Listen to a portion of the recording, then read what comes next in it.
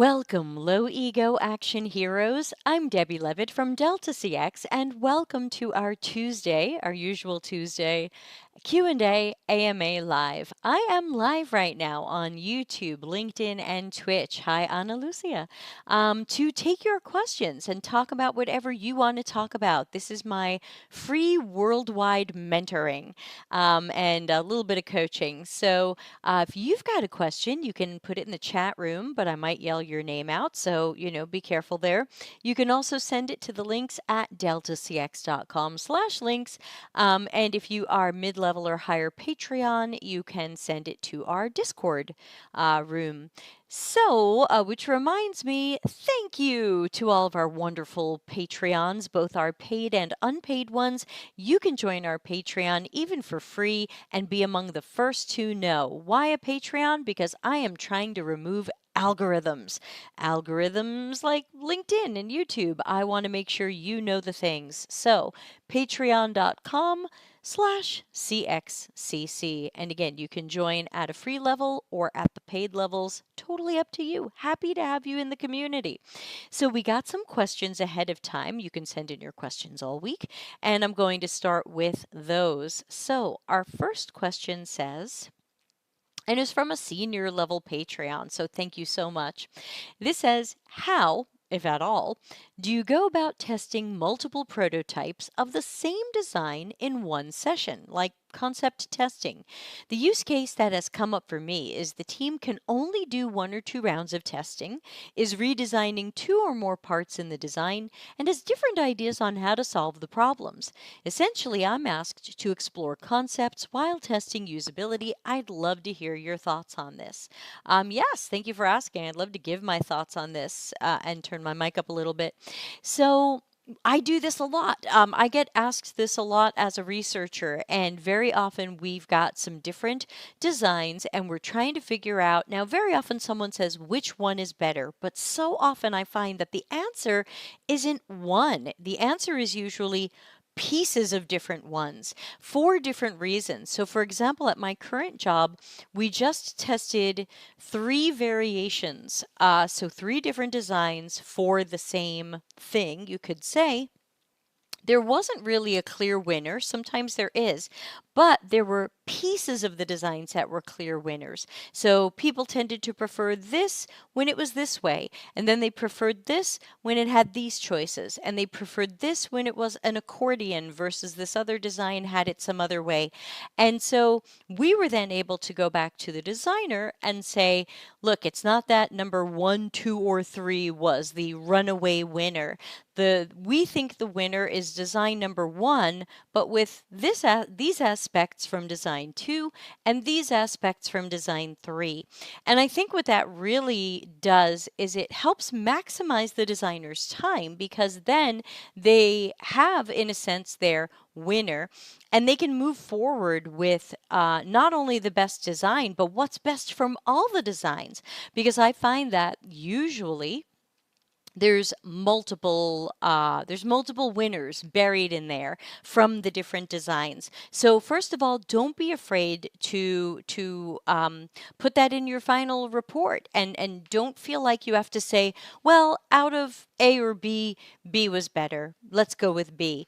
It's okay to say aspects of B tested better, but aspects of A tested better. So I think we should go with B, but with these pieces from A and fixing some other usability issues that came up when we did our testing. So that's typically the way that I do it, and I'm doing it normally with prototypes. I'm very lucky, again, at my current job, that my designer went and taught herself Acture, hashtag not sponsored.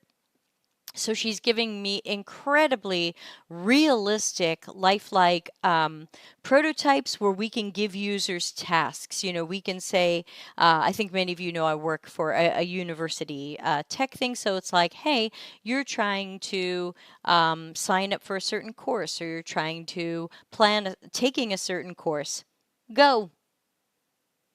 And so obviously her prototype doesn't have every possible course, but it has a short list of courses, and people know that they're just need to pick something. And so we can see how they really do a task. And that way we can see what parts of that task have room for improvement, what parts of that task went really well and maybe shouldn't be changed, and then see that across different designs. So I hope that helps. If anyone has a follow-up question there, please feel free to ask it. Even if you didn't ask the original question, feel free to ask a follow-up question on the original question. Okay, we've got another question that came in ahead of time. This one is super long, so I'm going to have to bring the font way down, but I promise that I will read it out loud since it's going to be too hard to try to see. Okay. It's a long story, but I do encourage people to send in their long stories through the deltacx.com/links link. Here we go. This is a follow-up to a similar question I asked you before. I remember asking you about a time when a coworker of mine I used to work with on a past volunteering project endorsed me for a junior level UX role at a company he used to work for. I got in touch with the CTO and he said to look for a senior level designer and then we can fit an entry level designer. I ended up going through a painful 3 to 4 month. Yeah, sorry, Ana Lucia. I know this font is tiny, and I don't have it set up to scroll on the screen, so it's just got to be tiny. So continuing the story, I ended up going through a painful 3 to 4 month waiting period with no updates. This happened between October of 2021 to January of 2022. To give you more details of what happened, I later reached out to the CTO in January of 2022, telling him I am moving on because the waiting has been stressing me out. He said that he was sorry. I then reached out to him again in February of 2022 if I can try again, and he was open to it. He ended up filling in one lead level design position in March of 2022. He finally said to me in April of 2022 to move on because there are other senior and lead level roles he has to fill in. Then I saw in December in 2022 the company's LinkedIn page, they went through layoffs. My question, okay, so I'm going to just for a moment take out the rest of this, blow this up. This is the core of the question, and that was the backstory. My question is, how do I recover from a situation I wished I never should have gone through? I'll be honest, out of all the things I went through with the job hunt, this was the worst and still affects me to this day.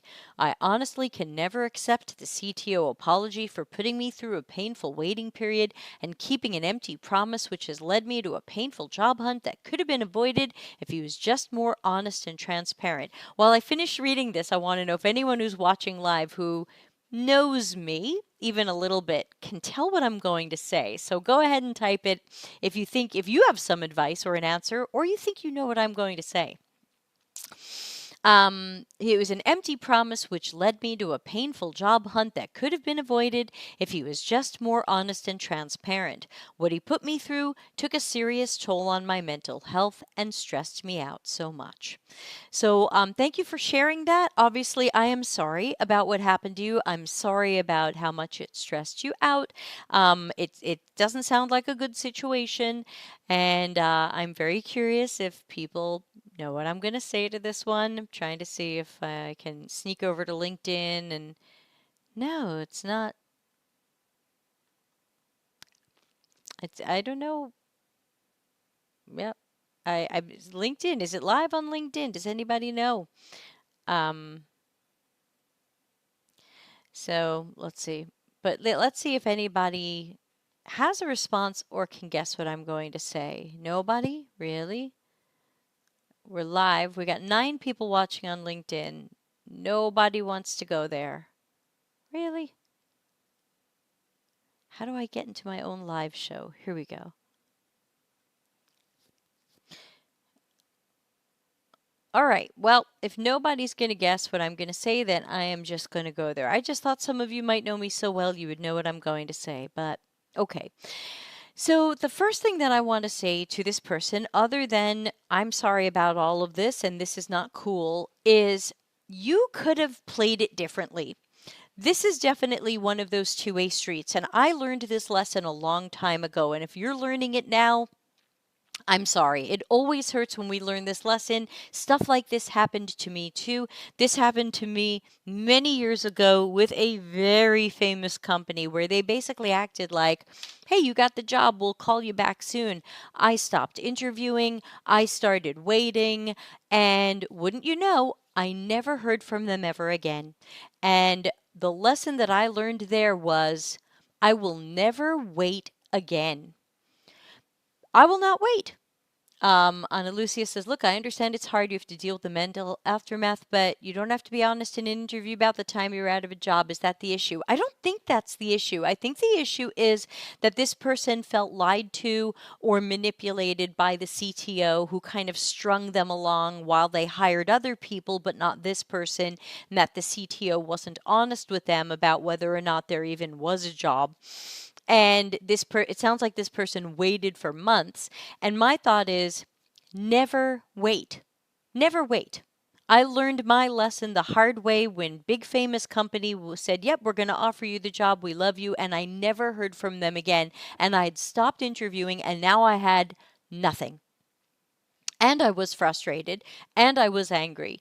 And so a few years later, I was interviewing with Macy's, which many of you know I did end up working at. Yeah. Ana Lucia says, never wait and never trust them until you have a signed contract and you start the job. I don't trust anybody. I would keep interviewing until my first week of the job, because who knows what'll happen. But I was interviewing with Macy's and I got an email I got a LinkedIn message from Google. And Google said, we just checked you out on LinkedIn and we're wondering, how come you've never worked for Google? We want to have a conversation with you. Now, of course, I'm honored and I'm flattered that Google reached out to me and thought that maybe I should work there. And I said, sure, let's schedule a call. They were super slow in scheduling a call. Oh, maybe next week, maybe in a couple of weeks. And I'm thinking, you reached out to me. And I wrote to them, I said, I'm actively interviewing. I expect to get a job offer soon. Do you want to talk to me? Oh, yeah, we do want to talk to you. We think you're really interesting. Okay. Well, what could I have done in that situation? I could have waited for Google. I could have said, this is Google. Wait for Google. But I ended up never talking to Google. They never scheduled it, and that was fine with me because Macy's made me the job offer. And I wrote Google back and I said, I'm sorry I won't be taking a call with you at this time because Macy's made me a good job offer, and I'm going to go with the company that wants me. I have no idea if you're going to make me a job offer or not. They've made me a job offer. I'm going with that. So I think that while under no circumstances do I want the person who asked this question to hear that you didn't do anything wrong. You didn't deserve the way that person treated you. But you also had the opportunity to treat this like this is just part of a job process.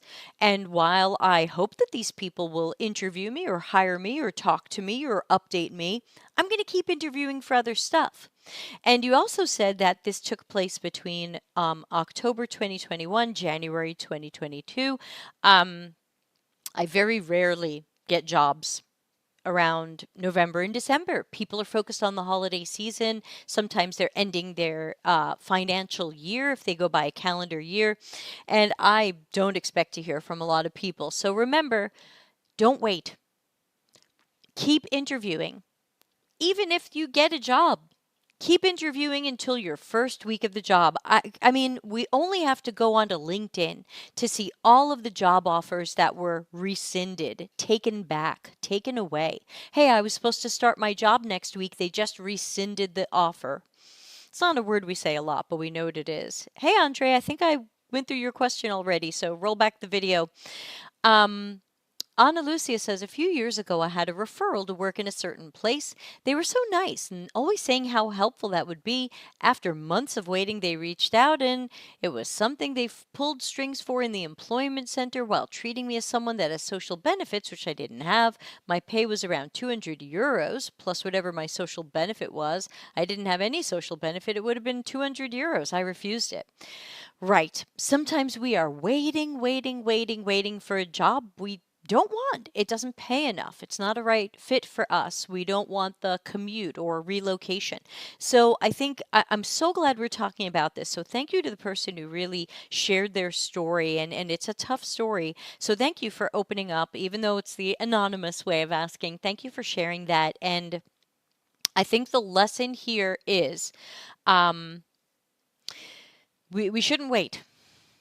We shouldn't wait. It's great to have conversation with these companies. It's great to be recommended by someone, but I think this CTO was pretty clear that they really wanted someone more senior. I think they thought they were maybe stringing you along to be nice, that maybe they'd open up something for you, but you don't want to wait. Keep applying, keep interviewing, and again, I tell people keep interviewing until the first week of the job because stuff happens. Other than that, give yourself a break. Let yourself go get past it. You're saying it took a toll on your mental health and it stressed you out. I totally get that. But it also happened 3 years ago, 2 years ago. So I'm hoping that you can start to find a way to start letting it go, because while it was an unfortunate situation, it's a common situation. It could happen to you again. Someone could string you along again, and you've just got to say, hey, just in case these people are stringing me along or can't figure out what they're going to hire or when or whatever, I'm going to keep interviewing. I'm not going to wait. I'm going to take the job that wants me. And if it's these people, great. And if it's not them, great. So do yourself a favor. You can save yourself a lot of the hurt. It's always going to hurt a little bit, but you can save a lot of that hurt by just realizing there's a lot of fish in the sea, and keep fishing. Don't wait. And so I'm sorry to hear that it still affects you to this day. And I think if I were your therapist, which I'm not qualified, hashtag not qualified, I would probably be asking you why. Why does this affect you so much? One person wasn't completely honest with you. One person thought they had a job for you that they didn't. I think it would be really important, whether you can work this out with yourself, with someone you love, or with some talk therapy. Why does it still bother you? Because, like, it's not good, but we've heard a lot worse on this show. And so I'm just, wondering what makes it stick with you. Because I think that's an important thing for you to work on, just so that you can eventually exorcise this ghost and get it out of your system so that it doesn't still affect you. I know that I don't want anything to have that kind of hold over me. I don't want something that happened in 2021 or 2022, which is now almost 2 years ago, to still have that much of a hold over me. I won't let it. And so I'm hoping that you can push through it and maybe get some help, and just realize it was one guy who could have been more honest with you and wasn't. And I hope you can move on from it and rebound and recover. Ana Lucia says, just last week I read about someone complaining about having their offer retracted on the first day they were supposed to be working. So no, don't trust anybody. Andre says, if you're leaving one job for another, how would you balance? Oh, this is a new question. Okay, so we do have another question that someone sent ahead of time, and then Andre will get to yours, even though you are a very special Patreon person. Let's get this question out of the way, and then we'll jump on the Andre question, if that's okay with Andre. Let's see. Okay, paste. All right. This one says, it's a little bit long. Hopefully we can read it. It says, how would you plan research when you don't know who the target audience is? For example, imagine you have a meeting with the stakeholders, and they have a lot of questions for you. When you're trying to get more information from them, they blurt out they don't have a particular audience in mind as a target, or they just have a poorly defined target. Imagine they say something generic like, everyone that drinks water, and it's generative research. What would you do? Should we expect the stakeholders to have a clearer definition of the target audience they want to reach at that time? Or can we simply start researching with the questions and see how it goes? In addition, can we iterate a few times to find behavioral typologies and then recruit again after having them to make sure there's a good enough sample for each typology? Oh, I love this question. Who are you? Larry. Larry, you're killing me. Larry, go ahead. Type some stuff out. You get 200 characters at a time, but I'm certainly going to give some of my perspectives on this. But Andre and Ana Lucia, Larry, everybody joining live, you're always welcome to add your perspectives to this. This is the Debbie Show, but it is it's me. Oh, this came from you? This is your question? Ana Lucia, is this your question? Is that what you mean by that? So let's talk about this. This has happened to me before, and this is common. Sometimes your leaders or stakeholders or executives or whoever imagines that this product is for everybody. It's okay. Thanks, Ana Lucia. This product is for everyone with a computer. This product is for everyone. It's Disney World. Everyone can go. It's that Larry says, just start and get a sense of who the users and what the tasks are. Yeah. So typically, for example, Larry and I did a project a few years ago for an e-commerce company. We asked them about their audience, and they said, and Larry will remember this, they said, we don't really know who's buying from us. We just know we have some B2B people and we have some B2C people. They had no idea. So what did we do? We recruited by behavior. We recruited for people who tend to shop for or buy this type of thing. That was in our screener survey, trying to figure out who tends to buy this thing. So that's where I would start. If we know anything about what the audience is likely to be doing, or maybe a competing system that they use, we can get some sort of idea of who this is. Otherwise, if it's really everyone who drinks water, then you might just be picking 20, 30, whatever people who are just, a rainbow of people.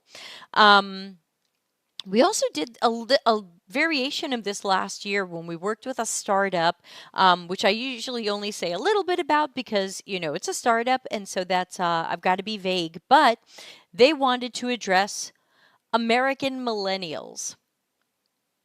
That's a giant group of people. And just because someone is, not American, but in America and ages 22 to 46 or whatever it was, 26 to 42, those are people at very different stages in their life. Those are people with very different perspectives on things. That was a very broad and vague group. And the company they had hired before us decided, okay, we're going to interview 8 New York City millennials making roughly the same amount of money. That ended up a very homogenous group. We went in a different direction. We said, okay, how about we go for millennials in America, all over the country, and we're going to screen them by, because it was a financial product. So we're going to screen them by how much money they feel like they have at the end of a month. Because I can't solve poverty, and neither can this startup. And they weren't going to try. So let's start with millennials in America who feel like they've got some money at the end of the month. Now let's talk to them about financial stuff because they've got a little money. So in that sense, we took broad audiences and we started narrowing them down to see if we could end up in creating those typologies. And we did. We came up with 5 behavioral typologies for the startup. Larry says, yes, that helped us figure out who to interview in our next round. Yeah, so hypothetically, you can do rounds of interviews and you can start to figure it out. Because what we did with the company who said B2B and B2C was we made 6 personas or typologies or whatever you want to call them. And that way we knew because then we had a design project for the same client. Now we knew who we were designing for, and it was much more focused than some of these are business customers and some of them are not. So yes, so you can certainly do rounds of research where round one is I just want to meet 20 or 30 people who I think could be in the bucket for what this is. And Ana Lucia, you know you can always write to me privately on Slack or Discord and I will absolutely help you. So please reach out to me if you are comfortable giving me more details, and I'll give you some help.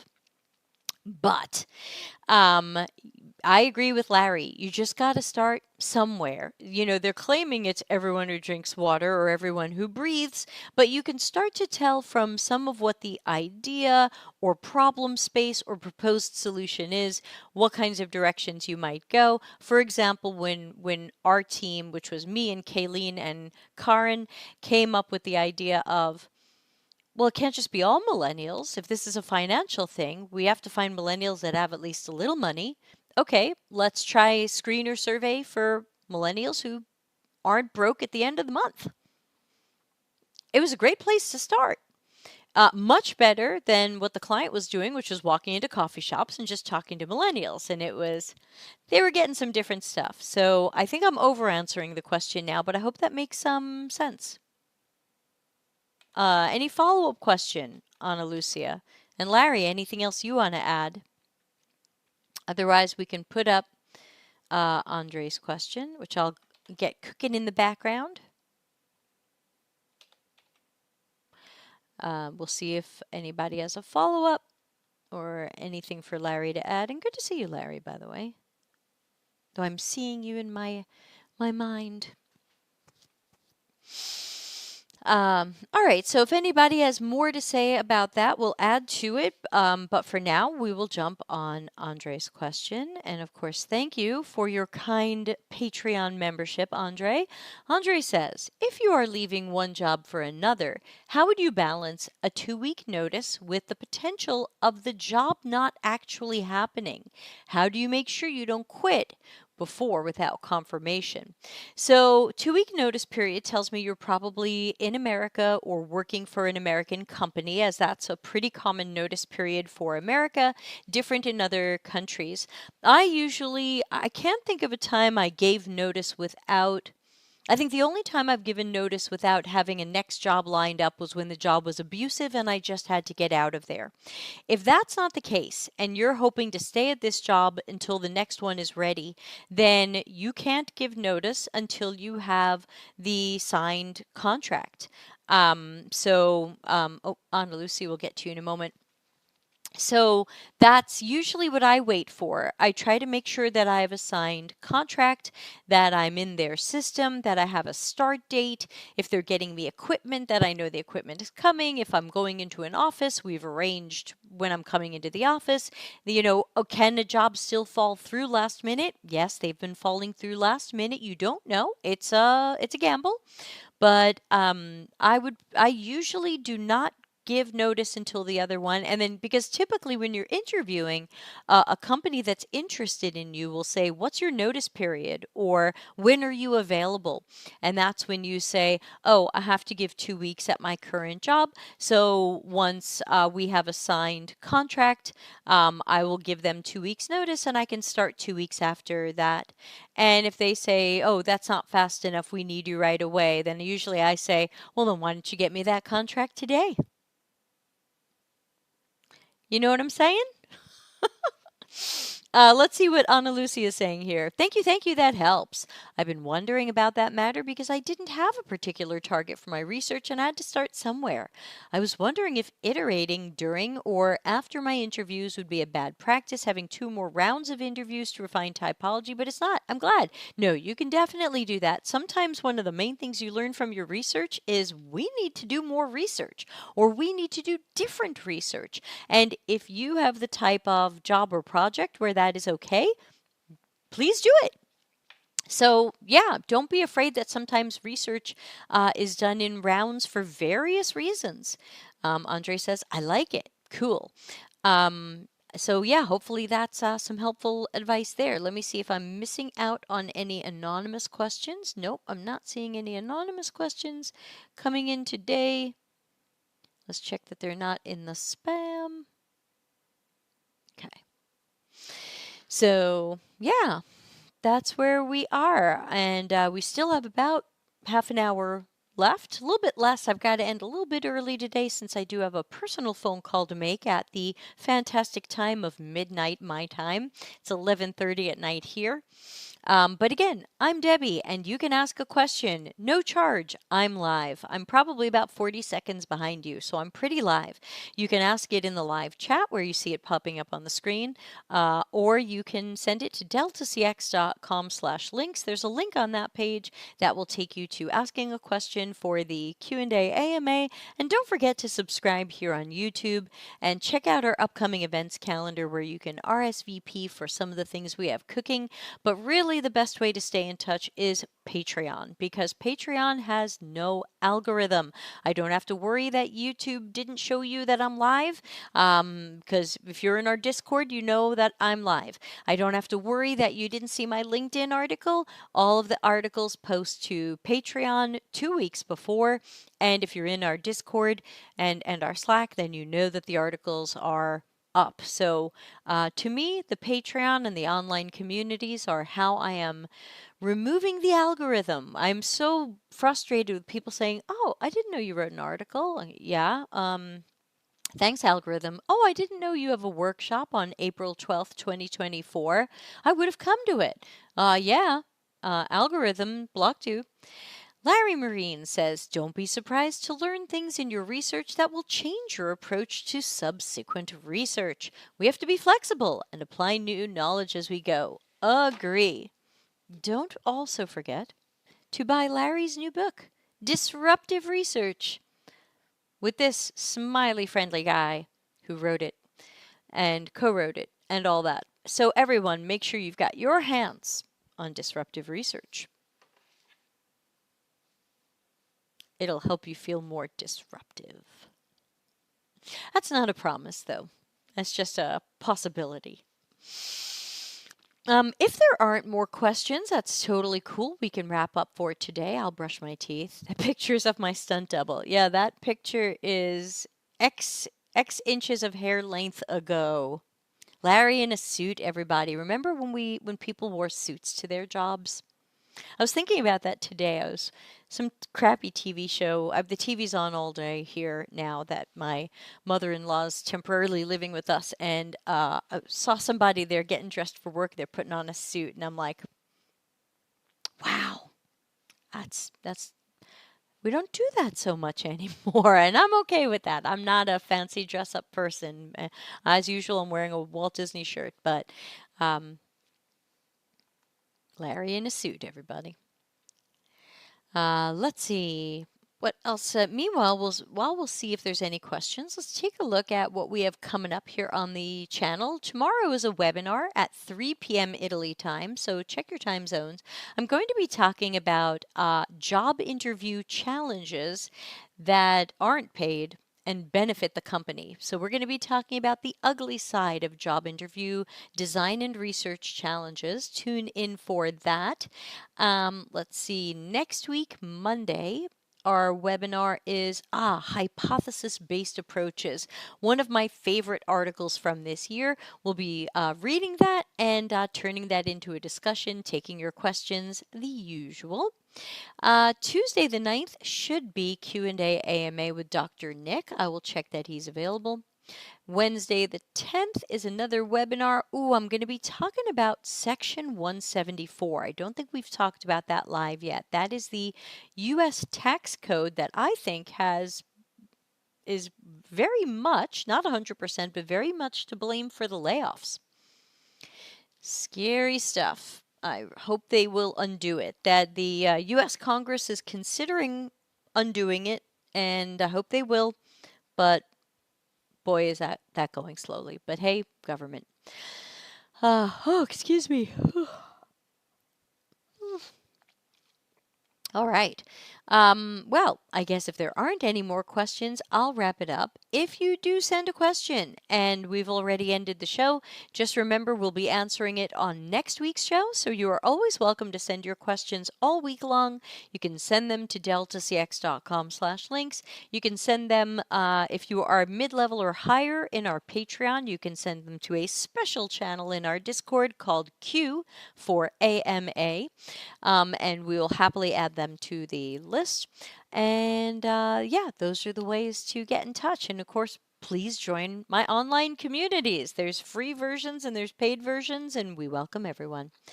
So I guess I will set fire to this screen and say goodbye for now. Thanks to everybody who joined. And yes, thanks to Larry for helping out with some great advice. As always, we'll have to have him back on the show very soon. And for those of you close to my time zone, good night and get some sleep. And I hope to see everybody at tomorrow's webinar. Bye.